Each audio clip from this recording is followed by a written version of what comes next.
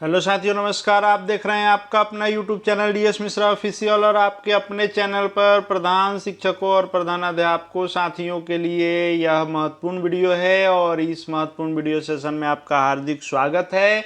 और यह वीडियो संबंधित होगा कि जो भी प्रधान शिक्षक प्रधानाध्यापक साथी जिनको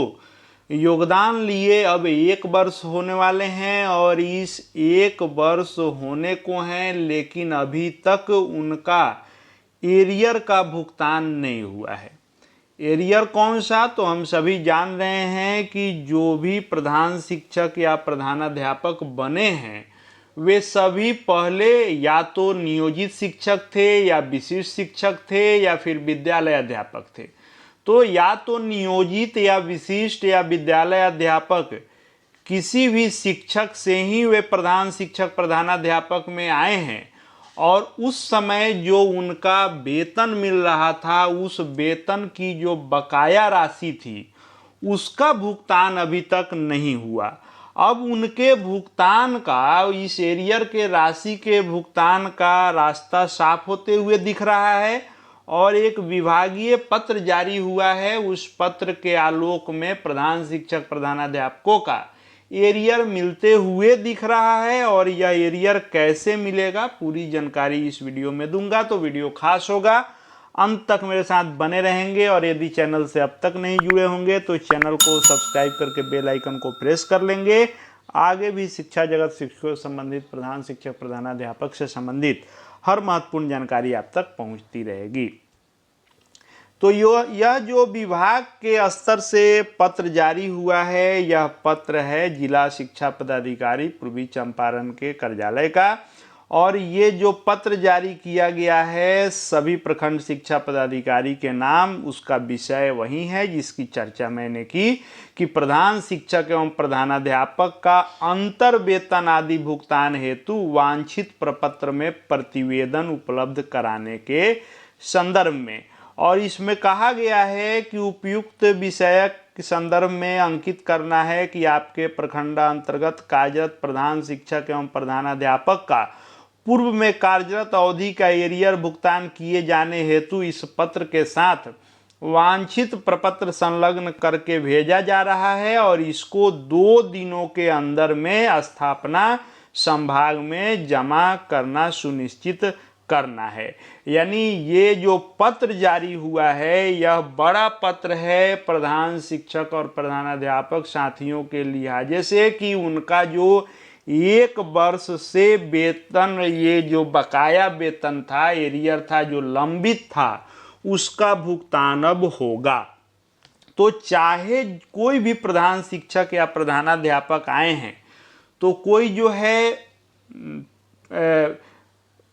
किसी न किसी शिक्षक से ही आए हैं, तो चाहे आप नियोजित शिक्षक से आए हों या फिर विशिष्ट शिक्षक से आए हों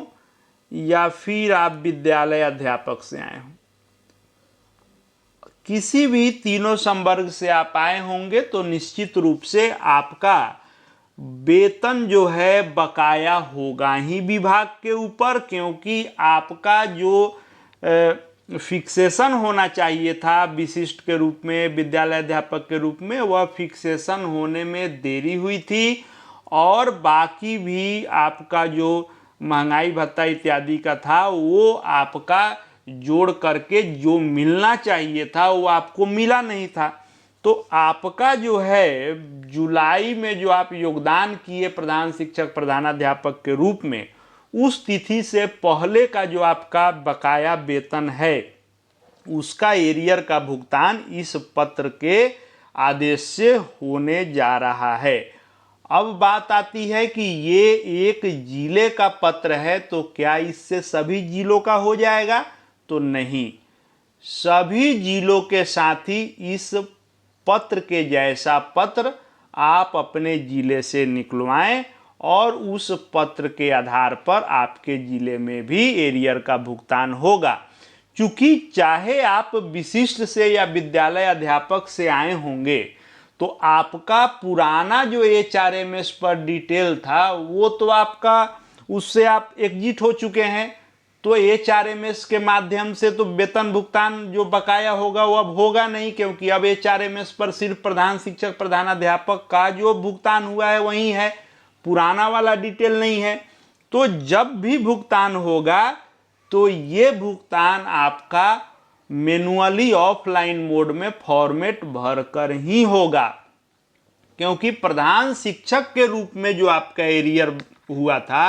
आपके डीए का, वो भुगतान हो चुका, क्योंकि वो HRMS से हो जाना था। चूंकि अब जो है HRMS पर पुराना डिटेल आपका नहीं है, इसलिए विभाग HRMS से डेटा लेकर के नहीं कर सकता है। ये जब विभाग करेगा तो ऐसा ही पत्र जारी होगा, और इस पत्र के साथ ये जो फॉर्मेट संलग्न किया गया है, जैसे आप देख रहे हैं कि विद्यालय अध्यापक से प्रधान शिक्षक और प्रधानाध्यापक में जो लोग नियुक्त हैं